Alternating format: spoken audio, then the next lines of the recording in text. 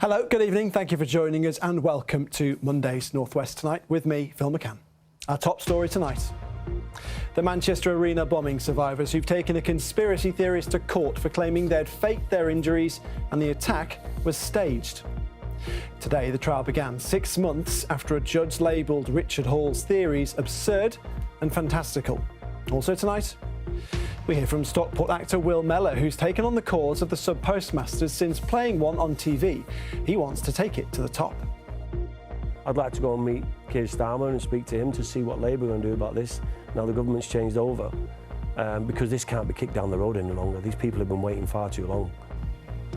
The end of an era, as the Isle of Man's Mark Cavendish says this year's Tour de France will be his last. Thousands of Chinese seamen now serving with the Allied Merchant Navy. They helped with the war effort, but then were deported from Liverpool. Now children of Chinese merchant seamen demand a government apology.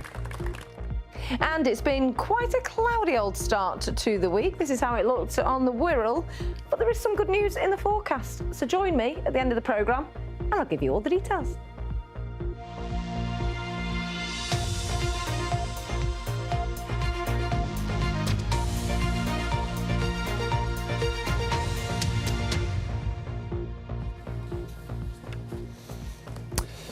A High Court hearing brought by 2 survivors of the Manchester Arena terror attack has heard how the bombing changed one man's life in every conceivable way.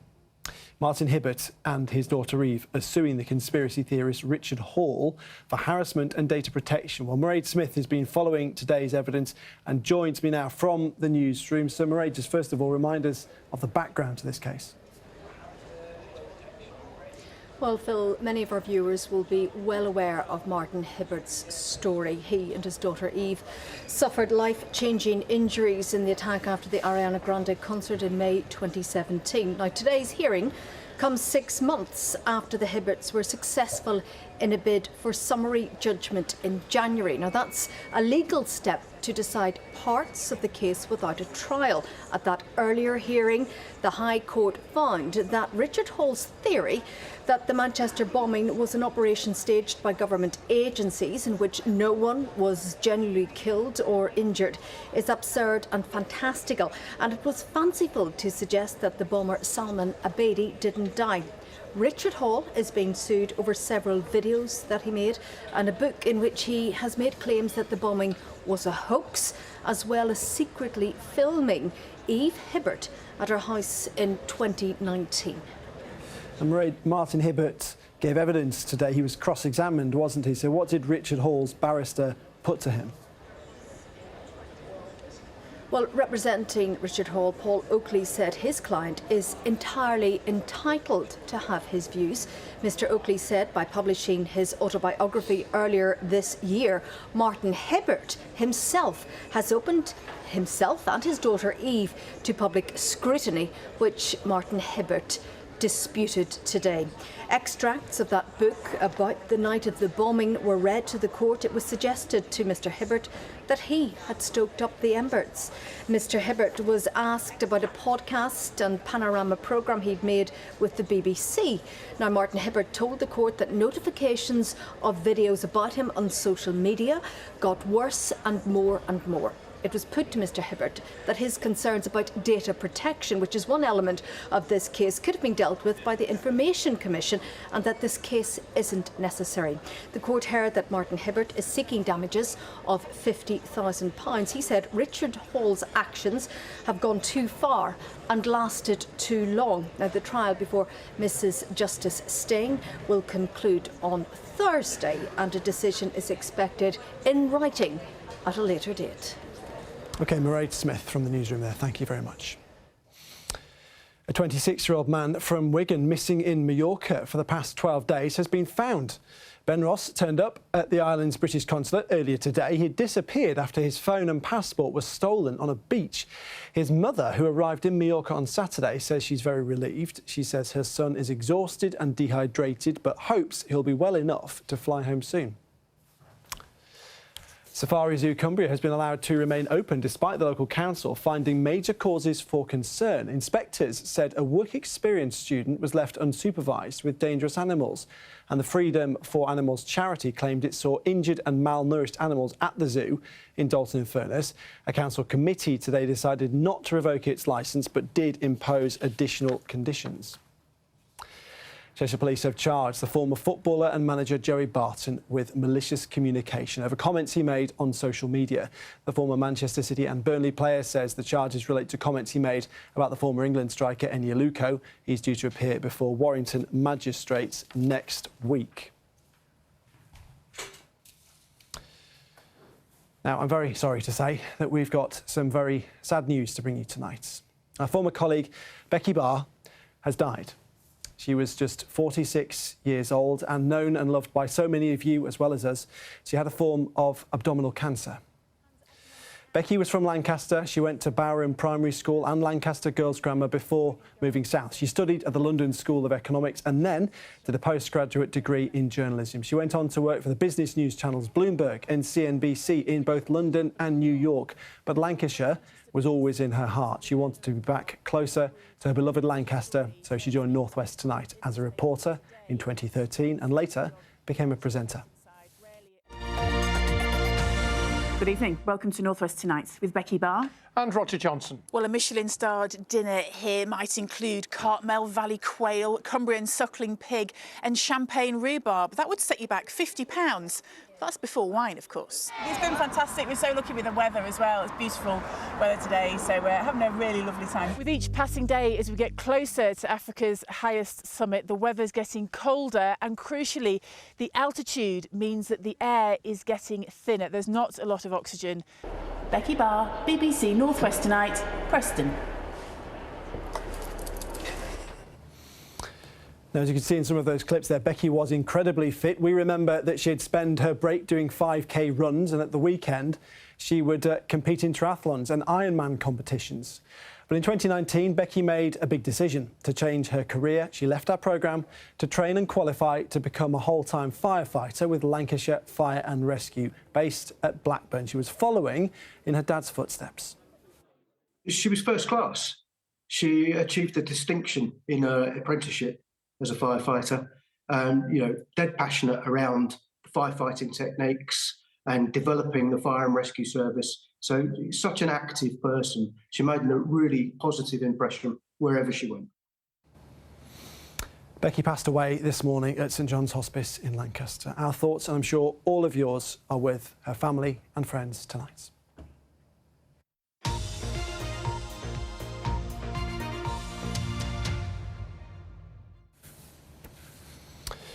Now, the wrongful conviction of hundreds of sub-postmasters is Britain's biggest miscarriage of justice. Tonight, a documentary reveals the profound emotional toll on those prosecuted by the Post Office.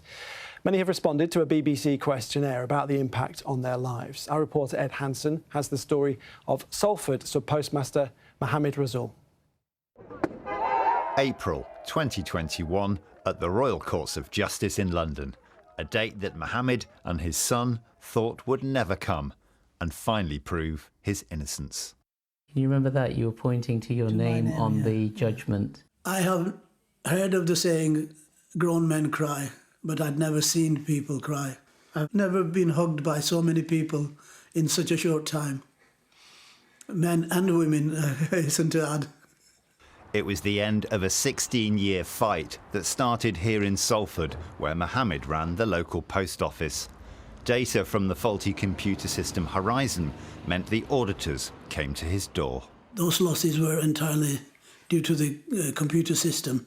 I was convinced that they were, but they said, how come you're the only one that's having that problem? And that has been the theme throughout all of the people that have been charged. On legal advice, he pleaded guilty to false accounting and was ordered to pay back £12,000. Mohammed was given a suspended sentence and fitted with a tag and given a curfew order. Only immediate family knew of the conviction. His elderly father didn't and had only days to live. As I got there, the undertakers were just taking his body away. So that was quite, I'm sorry, That weighs quite heavily. A BBC questionnaire published today reveals the emotional toll on sub-postmasters. More than 200 people responded. Nearly 150 said they were now more anxious. Over 150 said they'd had problems sleeping. And over 100 said they or a family member had been verbally attacked. The Post Office says it's sorry for the suffering caused to sub-postmasters. Mohammed says he wants no one else to suffer in silence like he did. Ed Hansen, BBC North West Tonight, Salford. Well, the Stockport-born actor Will Mellor was one of the stars of the ITV drama Mr Bates versus the Post Office, which of course made the story front-page news. Since the drama was aired back in January, he's been going around the country meeting people whose lives were torn apart by the scandal for a new BBC documentary, and that airs tonight. He's been telling Richard Smirk all about it.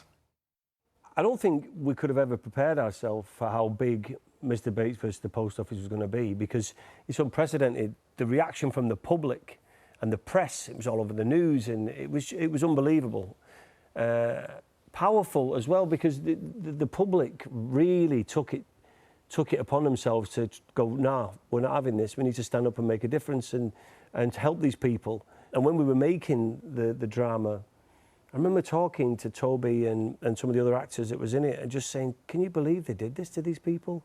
Because it's okay playing a character, but we were playing real people. When I'm stood in that dock playing Lee Castleton, you go, he was stood here for real, amongst all these people and all this power, and he was just him on his own. And I think that is what stirred it up in people's bellies to go, we need to do something about this and stand up and say, no, this isn't right.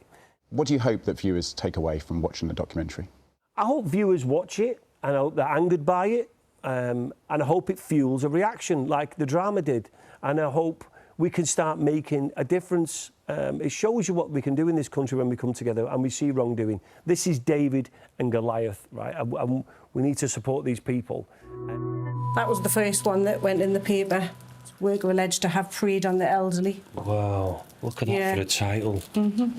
There's several moments in the documentary that got to me, just because they're just people like we all are, you know, and they didn't deserve any of it. And what I want people to understand from this documentary tonight, it's not just about the people that were accused, the sub-postmasters, their families. They deserve redress as well. They've been through, their lives have been turned upside down. I mean, imagine having your children at home and a brick coming through your window or paint stripper thrown on your car, kids being bullied. All this needs to be spoken about, and we need to understand this affects more than just the people that was accused, and also the people who are not with us anymore. They deserve their name to be out there because they were innocent people and they died guilty, and it's not right. What next? Is this the end of your involvement with the Post Office story?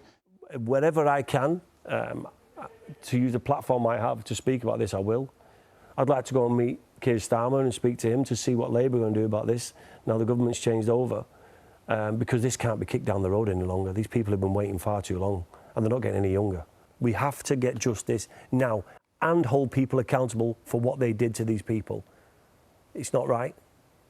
Where's the humanity? How do these people sleep at night knowing that they were ruining lives? How do you took your kids in at night knowing you've turned somebody's life upside down and ruined children's lives and took their childhoods away? People have lost their lives. It's gone on far too long.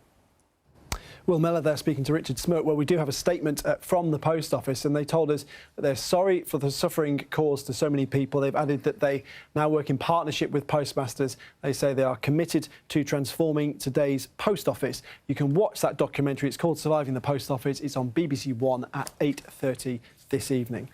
Right, on to sports. And, well, Ian's over there. Because, Ian, it's very much the end of an era, isn't it, with the Isle of Man's Mark Cavendish saying that this year's Tour de France will be his last.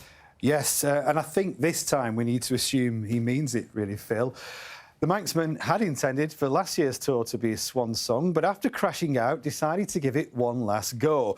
In doing so, he finally broke Eddie Merckx's long-standing record for stage wins and further enhanced his own already legendary status. Taking the plaudits for one last time, Sir Mark Cavendish's race appears to be over. Congrats. Well done on the career, buddy. Nice one. At the finish in Nice, he was greeted by his family. I'm pretty sure it's my last Tour de France. Already last year was my last Tour de France. and I crashed out with a broken collarbone. But to be able to come back with one target, with a reason to get out of bed every day and push myself and push myself and push myself. All the way to a record 35th Tour de France stage win. Cavendish, it's done! The story is finally complete! Like the rewards you get at the end of it make it all the more worthwhile, you know. So actually just to finish the Tour de France, that was a challenge in itself. I didn't need to. There was no sprint in Paris at the end. It was just more for pride, for getting through arguably the hardest sporting event in the world. And a race has given me everything I have in my career, you know. A career he feared could be over after struggles with illness, injuries and depression, but he got through it to the delight of those on the Isle of Man who've known him for years. He's packed his last punch, which was a good one, to equal Eddie Merckx's record of 35. However, I thought 2021 was just as awesome because that comeback was greater than Muhammad Ali's. He's bounced back how many times, he's well respected, and I think it just brought a bit of joy to the whole tour. I think there wasn't a bike ride that wasn't happy to see him do it. But it seems we won't see him do it anymore. I think it's time now to kind of spend some holidays with my family, my wife and kids, instead of pedaling around France. So.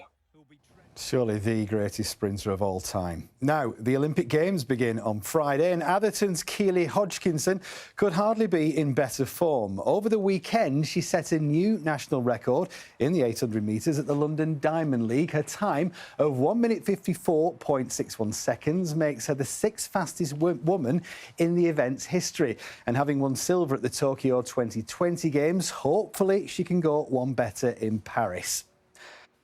Cheshire cyclist Sarah Storey is also Paris-bound. She's made the Great Britain team for next month's Paralympics, which will be her 9th Games. She was one of 3 North West riders named in the GB paracycling squad today. Andy Gill joined them at the National Cycling Centre in Manchester. Sarah Storey is used to big numbers. 28 Paralympic medals in swimming and cycling, 17 of them gold at 8 Games. Now she's been selected for a 9th Games, and that's on current form, not past glory. When I came home from Barcelona, I'd competed against athletes who were in their early 40s, and I remember thinking, I wonder how many games I could get to if I was the same age, and it was 8. And so the idea that you'd go beyond that age when you're 14 years old, I'm 42, that'll be enough. So yeah, so I'm thinking, wow, 9 games, that's not possible, but here I am. I'll be 47 in October, and I'm just really, really excited to get going and get on the start line in Paralympics GB kit again. And Dame Sarah says her record means everyone else is out to beat her. I go in with a huge target on my back. I'm the person that everyone in the peloton wants to beat, and that's a huge task. It's enormous from a mental perspective, and you also have to find different tactics every single race. In the GB squad for the first time is 20-year-old Archie Atkinson from Heaton Moor in Cheshire. He has cerebral palsy and will race in 4 events in Paris. Pretty phenomenal. Yeah, it's like you get sort of butterflies. You can get a really nice feeling inside of you. It's like, yeah, you know how many people have tried to get to this point, and how much sacrifices you made, and to be able to put this kit on is, yeah, it's quite a special moment. Back in the squad is Laura Fakey from Liverpool. Her preparation for these games was a little different. Took a year out to have a baby, and I've been coming back from that. One of the main things when you're an athlete is getting recovery between training sessions, and recovery involves sleep, and you don't get a lot of that when you're a new parent. 2 tandem pilots from Bolton, Chris Latham and Matt Rotherham, are also in the squad. Andy Gill, BBC North West Tonight, Manchester. Wirral golfer Matthew Jordan had another memorable open golf tournament at the weekend, securing his 2nd consecutive top 10 finish. In difficult conditions, he made par in each of the 4 rounds at Royal Troon. It means he automatically qualifies for next year's tournament at Royal Portrush. Manchester Originals get their campaign underway later this week in cricket's The 100, but they may have to do it without their star man Jos Buttler. The England white ball captain and long-serving Lancashire player has injured his calf, meaning he could miss The 100 depending on the results of a scan he was due to have this afternoon. Yeah, unfortunately, I joked to him, it's the old man calf injury, and when you get into your 30s, these things happen. But look, in all seriousness, he's a wonderful player, and with him and Phil Salt at the top of the order, it's been one of our great strengths. So if he is out, it'll be a big loss for us. And we'll have more on the 100 later in the week. Finally from me, a bit of football transfer news. And in the last couple of hours or so, Everton have confirmed the sale of Belgian international midfielder Amadou Onana to Aston Villa for £50 million. He made 72 appearances in his 3 years at Goodison Park. And Phil, that's just all I've got to offer tonight. Well, thank you for all of it. Thank you very much. Right, a blue plaque to acknowledge the secret forced deportation of around 2,000 Chinese merchant seamen after the Second World War has been put up in Liverpool's Chinatown, and there it is.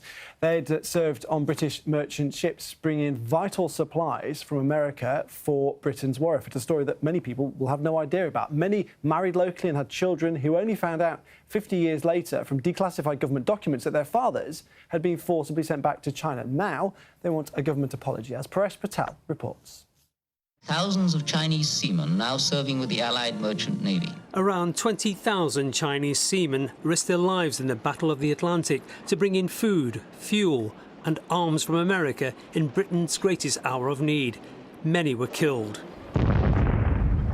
But many also settled in Liverpool and married local women and fathered children. But after the war in 1946, the sailors were arrested and secretly deported back to China. Their shocked families never knew what happened to them. Now a plaque to commemorate that injustice has been erected in Chinatown. It's good to see this plaque up here, but it's a source of shame for our country. Judith Kinnan was a baby when her father, a ship's engineer, was taken away. She's endured an agonising lifetime grieving for him. When I walk past this now, I'll always say, "Hi, Daddy." Yeah. It's put a bit of a smile on my face, if you can understand what I mean. Joe Phillips's father was a ship's fireman. Joe was just 2 when his father didn't come home. His distraught mother thought the worst. My mother hated him because she thought he'd done a runner, meaning that she'd been deserted and she was left with 4 children to bring up. Mixed race in Liverpool ain't easy.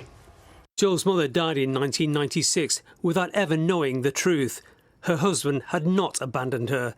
7 years ago, Joe found out from declassified documents from 1946 that the post-war Labour government had forcibly deported the Chinese seamen in a naked act of racism. I hated a man for 60 years because I thought what he did.